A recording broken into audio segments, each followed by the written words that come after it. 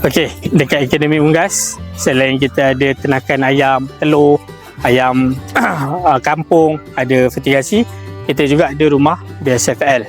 Jadi minggu lepas saya dah tetaskan lebih kurang 10 gram telur BSFL, dan ini merupakan ulat-ulat yang baru menetas, yang berumur lebih kurang seminggu lah. Okey, jom kita tengok apa ada kat dalam.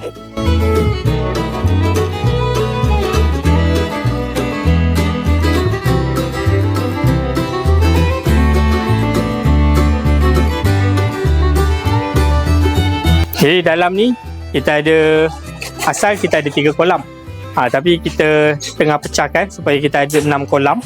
Dan kolam pertama ni kita akan gunakan dedak-dedak expired. Okey, dedak expired yang kita dah rendamkan dulu. Okey, jadi untuk yang percubaan pertama ni kita akan guna 2 bahan. Satu kita guna dedak yang terpakai, dan satu lagi yang kolam sini kita akan guna tahi ayam, najis ayam. So jom ikut saya. So cara dia, dedak kita basahkan dia dulu. Okey, dan kita tuangkan dekat dalam sini.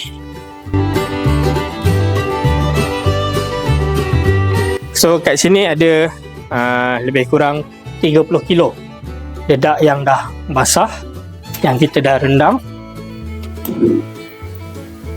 Dan kita akan gunakan separuh daripada 10 gram telur yang kita dah tetaskan. Dan kita akan guna separuh lagi untuk batch kita yang kedua. So kita cuma letak dekat atas dia, nanti dia akan turun sendiri dan dia akan makan.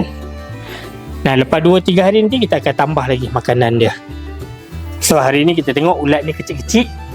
Nak tengok perkembangan selepas seminggu, nantikan video seterusnya.